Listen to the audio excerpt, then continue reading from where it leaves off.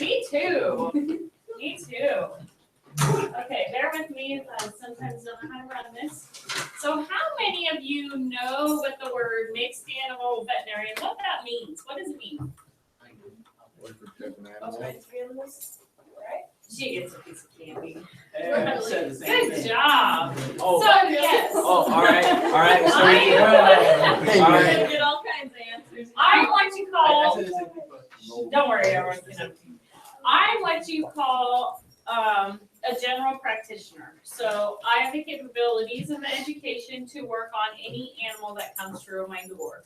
However, I don't like snakes very much, so let's pass those up. This was a Bengal tiger we got during vet school to neuter. He belonged to a circus. He was about, believe it or not, only about 6 months of age. And look how big he was. So we got to neuter him. We also worked on another one in vet school that had infection in his lungs. So we had to put tubes in his lungs and through his chest wall. That was a white tiger though. So these were some of our most interesting cases that we've seen during vet school.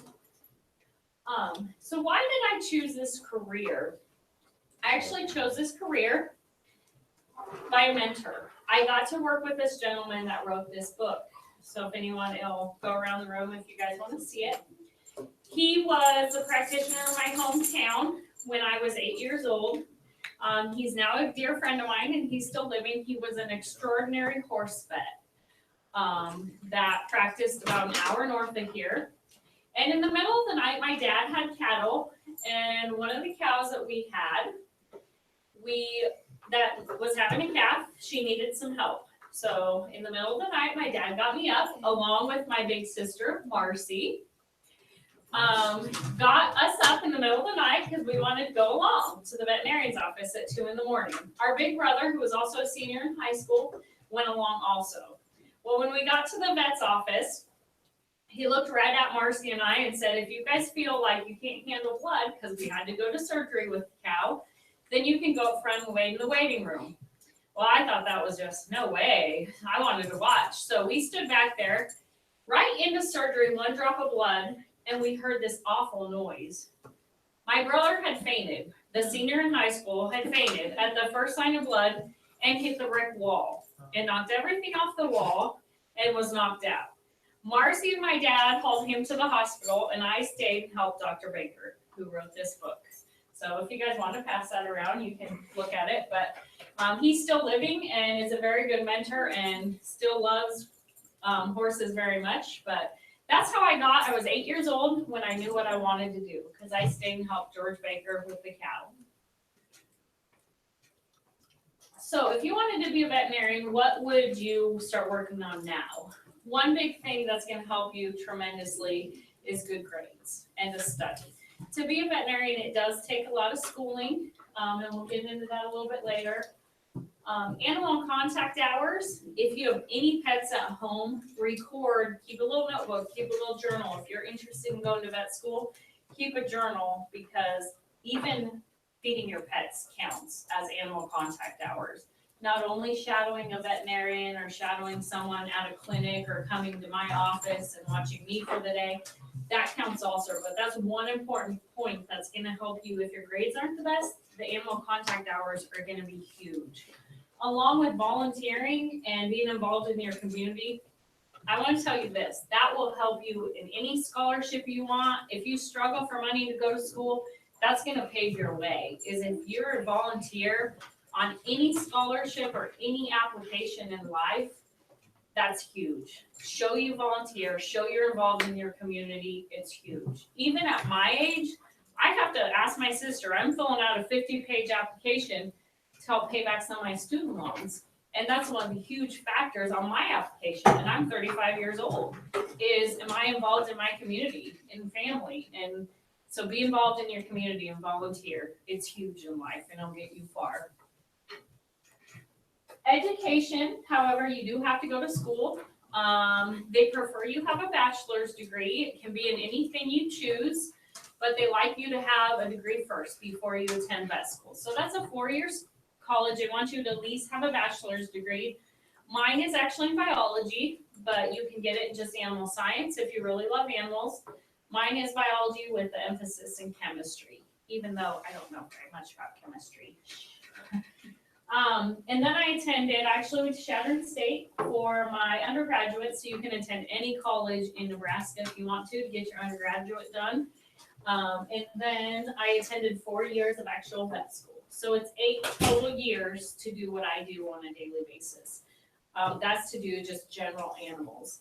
Now, if you wanted to specialize, so here are some of my classmates, and then I'll get into specializing. Take note, there's not very many men in this picture, is there, when you look close? That was a trend. We actually graduated in a class of 65 people.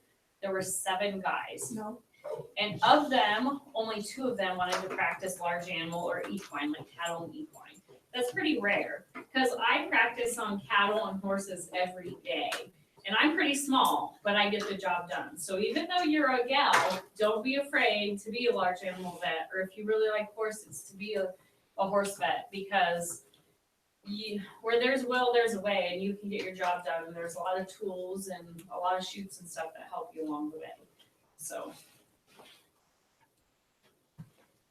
here's a huge degree. This degree is my degree from vet school. It actually stands about this tall. It hangs on a wall to display, because you're pretty proud of it after you go to 8 years of school. No matter what you do, if you become a doctor, you get a huge diploma. So if you want to specialize, say you like eyes, and you really, you don't like the human world, you can be an ophthalmologist for animals.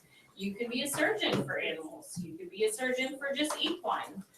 You could be a cardiologist and but if you want to go beyond just general medicine, you go to additional 4 years of school. You do 2 years of an internship, 2 years of residency, and then you have to pass a test to specialize.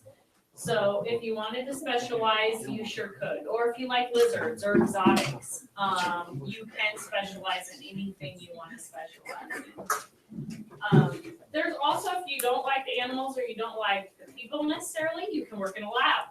Say you like mice or say you like snakes, you can work in laboratory medicine.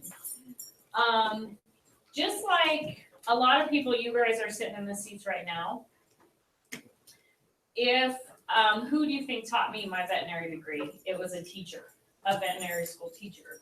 So if you wanted to teach, you could be an animal teacher and a veterinary teacher. So that's academia. And how many of you ate food this morning? How many? Everyone? Eggs, meat, bacon. If you ate breakfast this morning, who do you think inspects everything we eat? What? Food administration. Yeah, Food and Drug Administration. Who are the high people that fill those jobs in the FDA, the Food and Drug Administration? Veterinarians are the ones who inspect all the meat and all the eggs we eat. So you never thought about that. A vet's the one inspecting all the food you eat. So if you wanted to go into, for some reason, it's not going hard.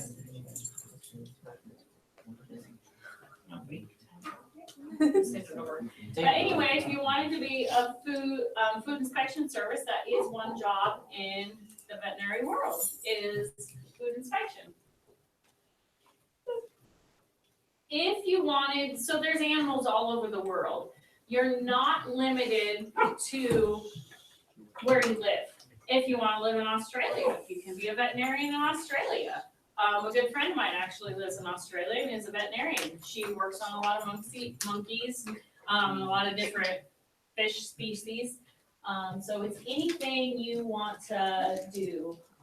We actually got to work on in vet school the Budweiser Clydesdales. If you've ever met them in person, they're pretty interesting, but we got to work with them and actually tend all the babies that were born for the Budweiser Clydesdales. Their home is St. Louis, so we got to tend to all of them, which was pretty cool. So you're not limited to where you want to live. If you want to live in California, a lot of my vet school classmates moved to California, some in Washington, some in Oregon. So if you don't want to go to 8 years of school, but you still like animals, there are other options besides lab animals and things like that. You can go to just 2 years of school, or it's even 1.5 now, and be a technician. I have assistants every day that help make my job so much easier. I love the technicians I work with. They make my life great. They help me get ready for appointments. They actually do a lot of the work for me. So I am appreciative of my veterinary technicians. And they only have to go to, they know how to restrain animals, give shots. They can't do the surgeries and things like I can, but they are pretty knowledgeable, and they still get to work with animals every day and do a lot of things for me. So veterinary technicians is only about 1.5 years of school. A groomer is option if you like giving haircuts or to dogs. There's certain poodles and a lot of them need haircuts. And then dog walkers and a lot of other dogs out there in the field and a lot of other careers. What do I do on a daily basis? A little bit of everything. It is never the same. That's what I love about my job, is a variation. It's never the same. I work with cattle. For instance, yesterday, just like humans need vaccinations when you're babies, so do baby calves to prevent disease. So I actually worked 150 little baby calves yesterday through a little calf cradle. I do surgeries sometimes when it's snowing outside and blowing. I can stay inside and do small animal surgeries. That's what I like about my job. I look at big animals, which I absolutely love, cattle and horses, but I also get to work on small animals too. Some of it's emergency stuff, some of it's just regular exam stuff and preventative care. Just like when we go to for our physicals and stuff, preventative medicine. Here we're doing a small animal surgery. We're actually pinning a broken leg on a dog. So sorry, it's a little gruesome, but that's a little taste of what we do. And we invite people to come watch us. If it is something you're interested in, you definitely can come watch us. We're not opposed to you sitting in on a surgery. In the human world, you can't do that. But in our world, if you do like surgery, you can come watch us. So my job is mentally and physically tough. Like I said, I do work on cattle. A bull I had in the chute the other day was 2,700 pounds. Does anyone know how much that weighs? That's over 2 tons. And I only weigh 100 and some pounds. That's huge. So you do have good chutes. Here I'm doing a foot trim on an actual bull. So we do have a special table that tips him all the way over. Just like we trim our toenails, the bull needed his toenails trimmed that day. So we do work on, but also you do have to, there's a lot of stress with patient care, just sick patients. So it is mentally challenging too. Is my job fun? Yes. Of course. I absolutely love my job. And that is one thing in life. You can be a little slow about choosing what you want to do in life, because one big thing, you need to love what you do, because you're going to do it for the rest of your life. So absolutely love what you pick to do as a career. In this picture in particular, does anyone know what tool we're using, what that is? A needle. No. A laser? Yeah, you get all the candy today. Oh my God, Candy. just So that is a laser. We get to work with a lot of technology. So if people like technology, a career option, you can pass them on. A good career option for technology is a veterinary field. This is a laser. Lasers, like if you sprain your arm and it swells up, what a laser does is it reduces inflammation or swelling because it increases blood flow and promotes healing. So here we're actually treating an inflamed ear on a dog. You can see the goggles on the dog when you look close. Those are doggles. We have to wear goggles, and so do the dogs, because a laser will burn, certain classes of laser will burn the retina of your eye. So you can't ever look directly at a laser. We kind of limit the people that are in the room. You have to have goggles on to step in this certain room where we do laser treatments. It's not dangerous to any other part of the body. We don't make horses wear goggles, because horses in particular, we're just doing a little area like a leg, and you don't get close to the eye. But for human sapien dogs, especially ears and stuff, we make them wear goggles. So, and they actually tolerate it pretty well. Like this dog didn't mind it. This is Patch, one of my favorite clients. So like I said, why I love my job and it's extremely satisfying to me is the success stories. This is actually me in the picture. Is you come across a lot of clients where you touch their lives. You treat their show horse that can keep competing because you treat its injuries. You impact a lot of clients, a lot of patients. Success stories. That's huge. It means a lot when you can have a lot of success stories and people look up to you because you treat their patients. It's really rewarding as a career. Is all the clients you get to know and all the pets you get to know. As a matter of fact, I want to introduce you to my favorite case, one of my favorite cases. I have many, but this one's pretty special in my heart. How many of you know horses? Have any of you heard of the NFR? Okay, barrel racing. This was a horse that I got to work on. He cut his neck. She's a good friend of mine, and she called me in the middle of the night when they got home from a rodeo and said, you know, I really haven't started running this horse very well, but I think this horse has a lot of potential, and it's gonna be a good horse. Well, let me introduce you to a world champion. His name is Louie, and if you look on the left side of his neck when he's running, he has a scar because he cut all of his muscles all the way down to his jugular vein, and we sewed him up. And now you can see he's doing just fine, and he's kind of a superstar. So I'll introduce you to a patient I worked on called Louie. I thought it was a barker. Yeah.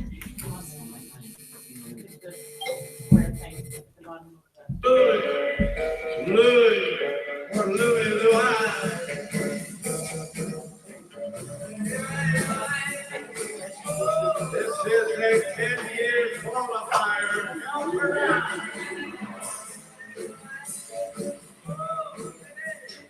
And hey, 1372. Lisa, hey, here we are where we've been so many times before. And this time, it's got to be special. For one thing, you're closing in on $2 million. You're probably 50,000 away.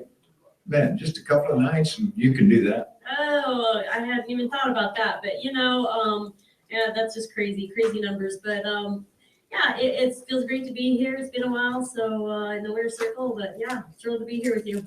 And I'll tell you what, the competition is really, really there. These young kids coming on, have you ever seen anything like this? You know, just the sport in general, it just gets better every year. You know, the race is so tight, it always is, but it's it's crazy to have it be 100ths of a second apart with so many girls each night, and it's awesome. I hope it's fun for the fans as well. It is, for sure. And some of these gals, they get out and go to a whole lot more rodeos than you do. So you kind of cut down the number of rodeos, and yet you made it anyway. Is that for you or for Louie? It's for my family. So yeah, I really didn't start till the 4th of July again this year. So I was a little bit panicked, to say the least, but I knew we had our work cut out for us, and we had an amazing 4th of July and July in general. So yeah, it worked out. And I got to spend the month of June with my kids in high school rodeo and such. Oh yeah, that's getting pretty important in your family. And then you needed Grady to drive you around on the 4th, and from he's right here with you. Well, he's here with me, but let's see, during the 4th, I'm not sure where he and the kids were. They were going to some amateur rodeos, so I was on my own. But They had their own agenda. Okay, Louie, how old is he? Louie's 13 this year. 13, and looks strong and good. Fastest time of the rodeo night by 100, something like that. 100th, yeah. And getting faster every night. 3 rounds. Last night you placed. Tonight you win. Yeah, and I commend them for the ground conditions that, enabled it to be great, and everybody, I think, handled it well tonight, and whether you're at the top of the ground or the bottom of the ground, that I think there was money won, so that's very exciting to know that you have that opportunity throughout. Well, this horse is something special, and you know Louie very well. What are the idiosyncrasies? What are the, kind of the fun things that you've got to do to get him psyched up and ready to go? It's more about keeping him quiet and focused on his job. But he's always psyched up, ready to go do his job. He's amazing. He loves his job. So I think that's what helps him do his job as well as he does. And just a matter of keeping him happy, healthy, and ready to go each night. You have to work on kind of being calm because he reads the excitement that you have and can get a little bit too high, maybe. Yeah, a little bit, so just as quiet as he can be and conserve that energy. So yeah, it works out good. And my husband Grady's so super beneficial to us in the alley there, petting on him. So yeah, it works out great. It did, for sure. Lisa, it's good to see you here. Thank you. So that is Louie. And I personally got to work on Louie, and as you can see, he's world famous now. So you never know in the veterinary world who you're going to meet and when you're going to touch a life with that much deep impact. Not too many people can say that they know Louie personally, and Lisa.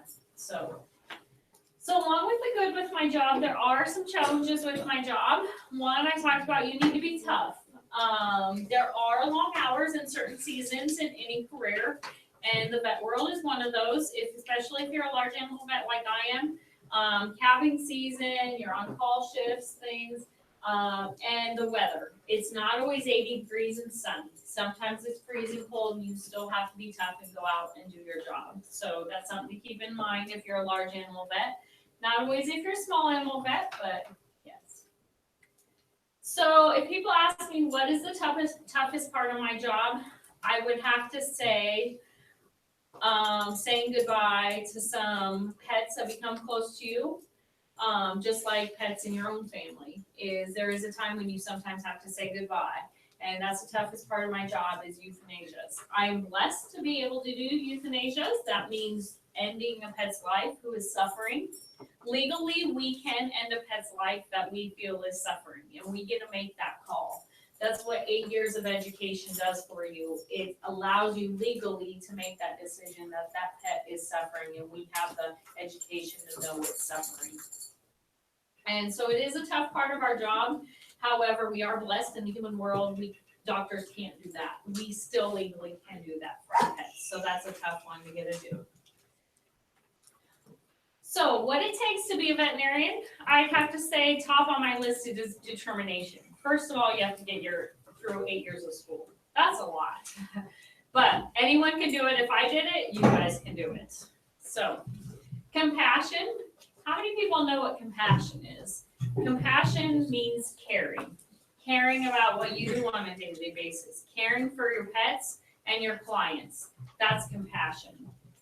How many of you ate breakfast, maybe talked on the phone, maybe text, maybe you got all your books in your bag? That's multitasking. It's a good quality to have if you want to be a veterinarian. Because sometimes you might be on the phone. Sometimes you might be talking to a client. Sometimes someone's waiting on you. Sometimes you might be prepping a surgery. You have to be able to multitask because we do a lot of things on a daily basis. In my career, it's very busy every day. That's why I like it.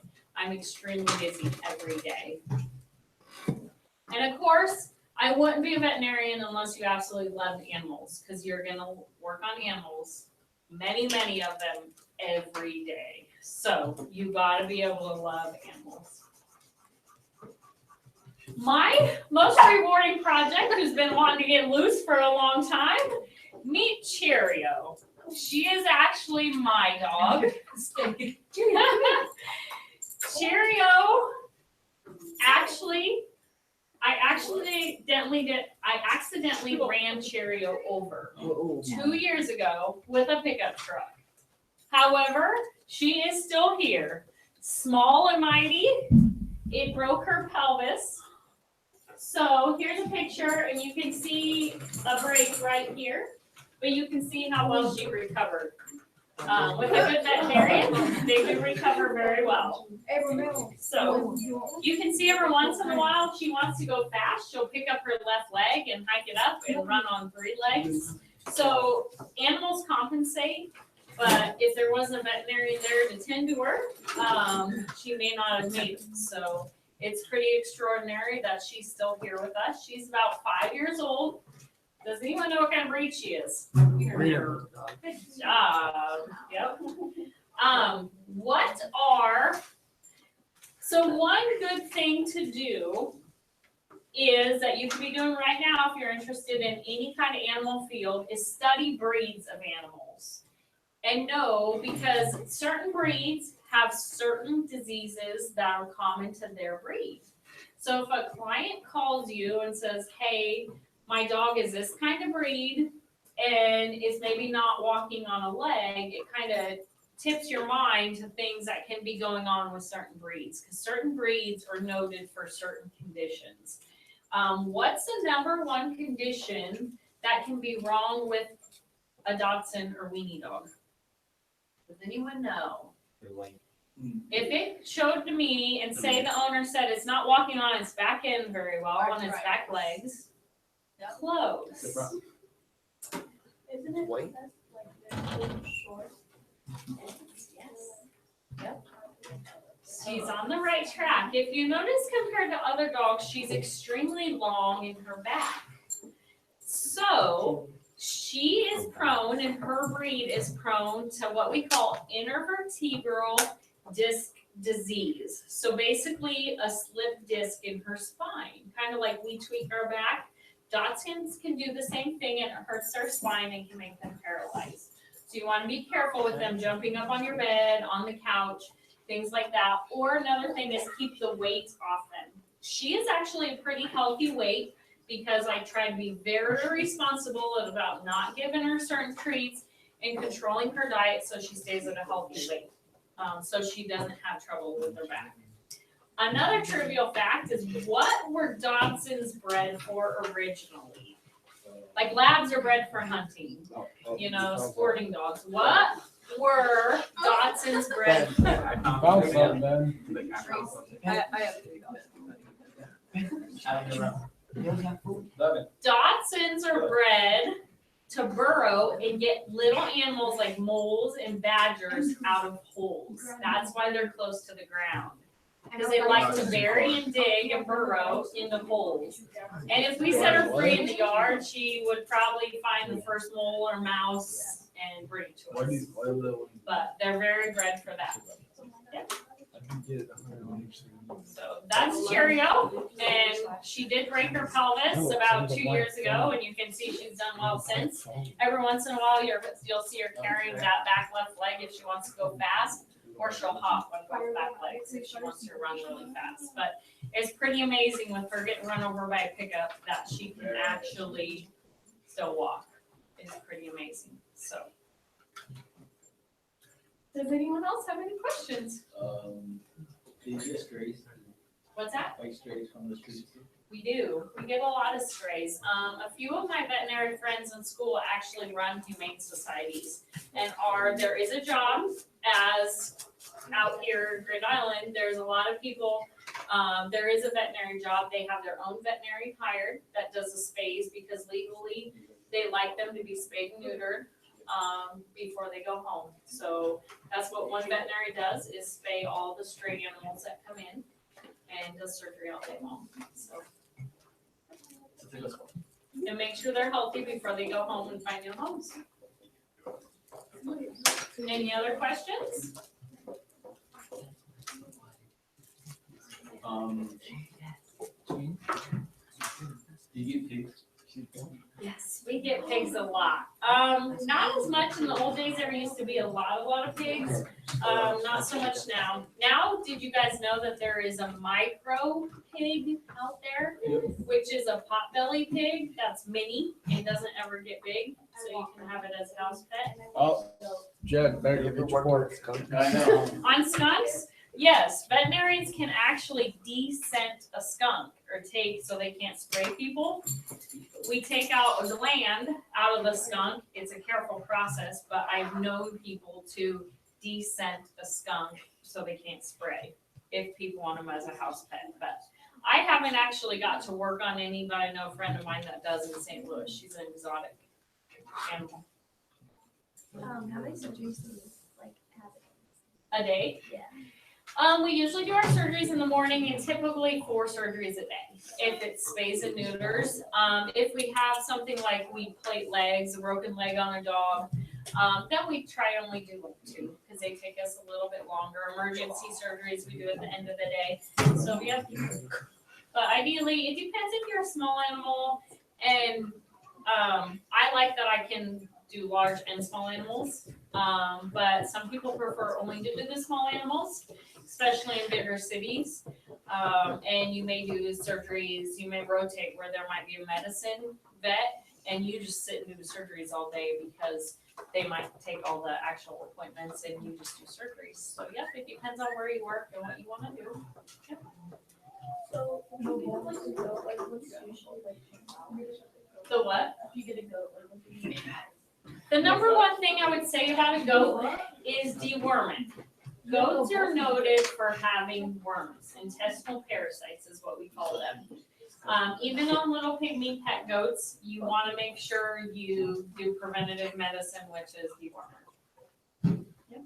That's the number one thing on a goat. Yep. I'll give you Do 3. you take any parts off like an animal? Have I? Oh, yes. There are some, animals that, some legs in particular, it's amazing, especially on a cat or dog, for a traumatic injury that we can't repair, that we actually do what we call amputation, and it's amazing how well they get along. What about a big animal? So, big animals don't do quite as well. Because this is a surprising fact, if anyone knows. On a large animal, they actually bear all their weight, most of their weight, 80% of their weight on the front. So if you amputate a limb on a 4-legged animal, a bovine or cattle, it does not work very well. They don't get along very well. So we actually just try and surgically repair. Have you seen a unicorn? Unicorn, no, not yet. Have you had any mentors in your life? Have I had any mentors? Yeah. A lot. I can actually mention 5 really, really dear ones, and they're very important in life as mentors. Where'd the book go? Oh, yes. Every day, a lot of times, we either do surgery on a cow's stomach. How many parts are there to a cow's stomach? 10. 4, 4. 5, It's 10. 7. Have you ever done surgery on a worm? On a worm? No. Why the heck would you do What's the surgery on a biggest- worm? How about an actual? The biggest thing I ever did a surgery on, probably a draft horse we did a surgery on. You guys do? It actually needed a knee surgery. One needed a colic surgery, and one colic means its stomach had a problem with it. And the other one was actually a knee that we scoped a knee.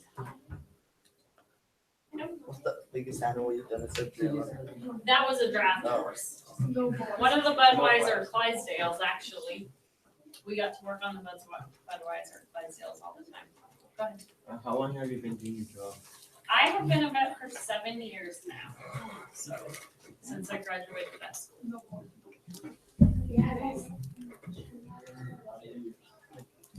Yep, by the time I got out of school and, yep, Have you ever got an animal that had rabies? yes, we actually see rabies, believe it or not, quite often. We get about 1 to 2 cases a year, and it's not just in dogs. We have seen dogs, and we do see a lot of people will bring us a skunk or a raccoon to test, but we do see it in cattle, and it can be in horses also. But I have seen a lot of cattle, and you gotta be careful treating them. You always gotta think rabies in the back of your mind, because you always want to wear protective clothing. If you even consider it rabies on a dog, whatnot, you want to be precautious and wear gloves, and so we don't get it. But I am actually rabies vaccinated, just like my dog is, because in the exam room one time, I had a dog that was he all of a sudden just attacked us when he presented for shots, and the owner was not there. And he bit my skin. I still have scars down to the bone. But the lucky thing is, they make you go through the series of rabies vaccines. So if we get bit by a rabid animal, the chances, if you've had a rabies vaccine, you will not get rabies. It is pretty foolproof. And it's actually, if you've been vaccinated, they say it's not possible for you to get rabies. How do they vaccinate you?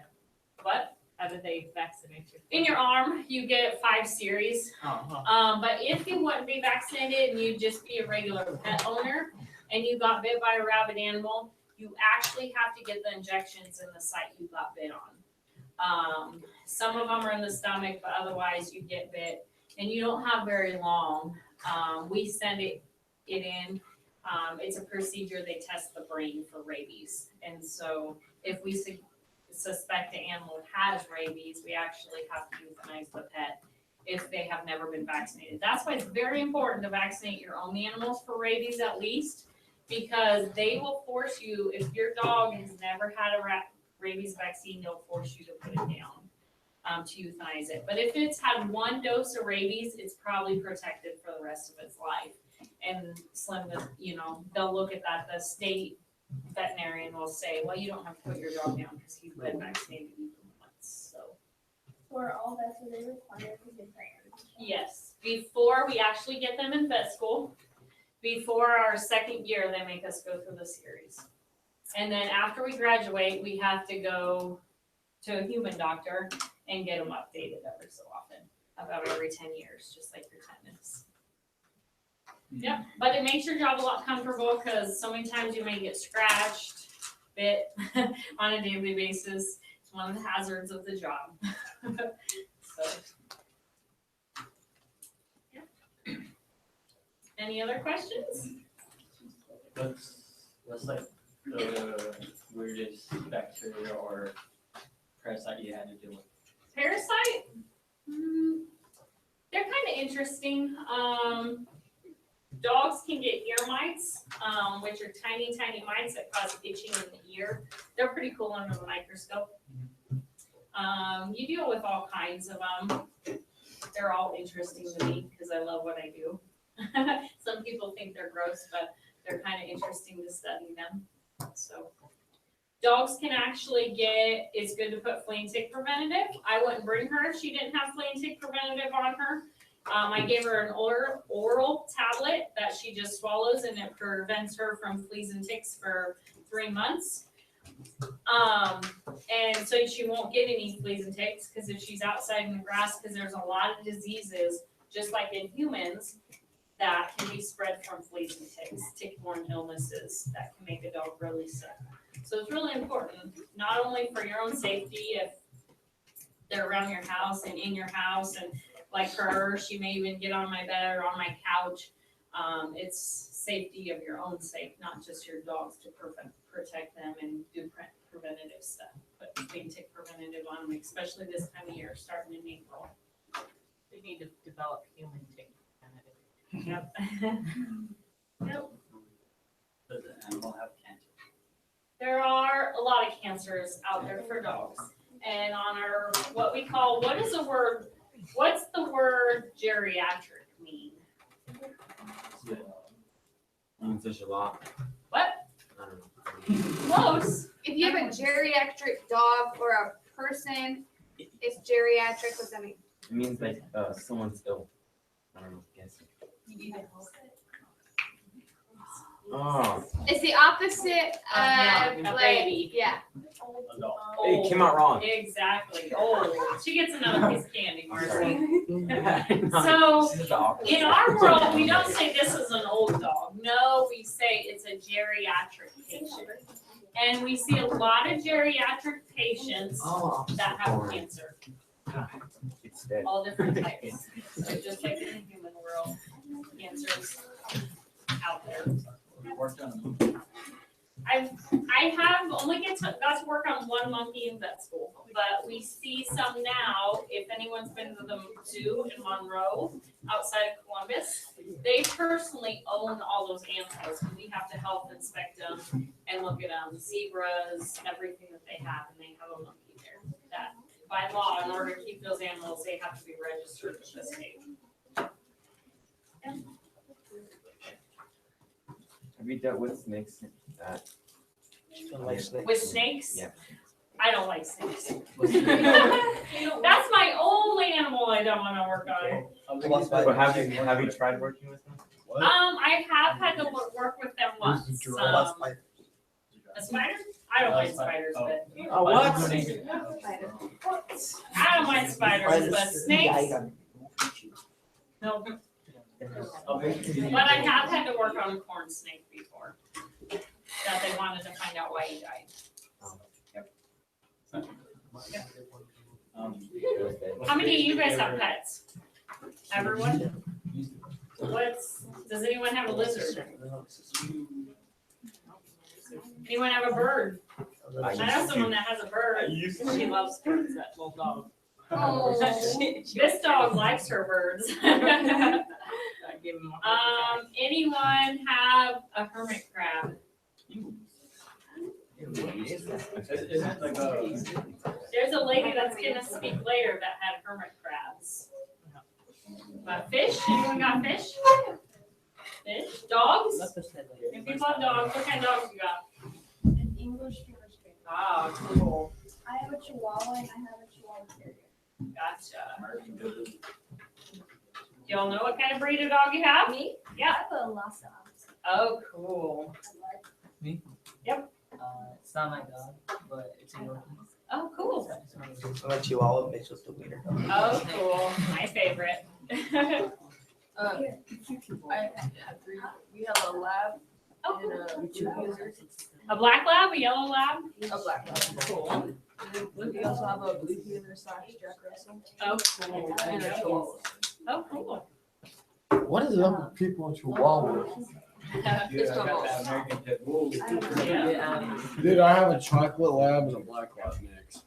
Any other questions? Chihuahua. Thank God, it's not one. American Pit Bull is fair. Well, thank you guys. All right, can we get a 3-on-3, please? 1, 2, 3. Thank you.